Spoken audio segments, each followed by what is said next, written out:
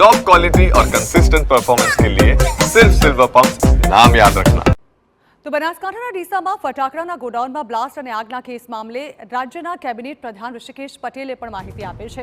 વર્ષ 2021-22માં મંજૂરી અપાઈ હતી અને ત્યારબાદ બીજી વાર મંજૂરી માંગી હતી। દીપક ટ્રેડર્સને સ્ટોરેજની પણ કોઈ મંજૂરી આપવામાં નહોતી આવી।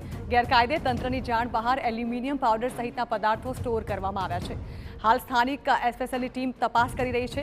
ગાંધીનગરની એફએસએલ ટીમ પણ તપાસ કરીને અંતિમ રિપોર્ટ આપશે। ડીસા કાંડમાં અધિકારીઓની જવાબદારી પર પ્રવક્તા મંત્રીએ ગોળગોળ જવાબ આપ્યો। તેઓએ કહ્યું કે કોઈપણ વહીવટી અધિકારીની જવાબદારી બાબતે ઋષિકેશ પટેલે મૌન સેવ્યું।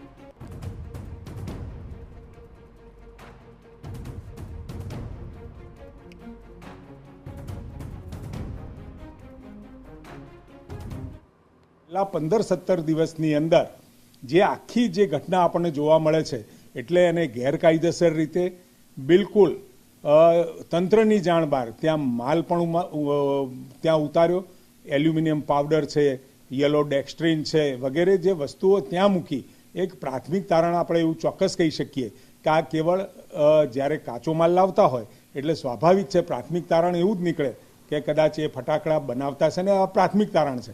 પરંતુ એફએસએલની ટીમ ગઈ છે અને સમગ્ર રિપોર્ટ આવ્યા પછી આપણે નક્કી કરી શકીએ કે આ એકચ્યુઅલી બનાવ કઈ રીતનો હતો।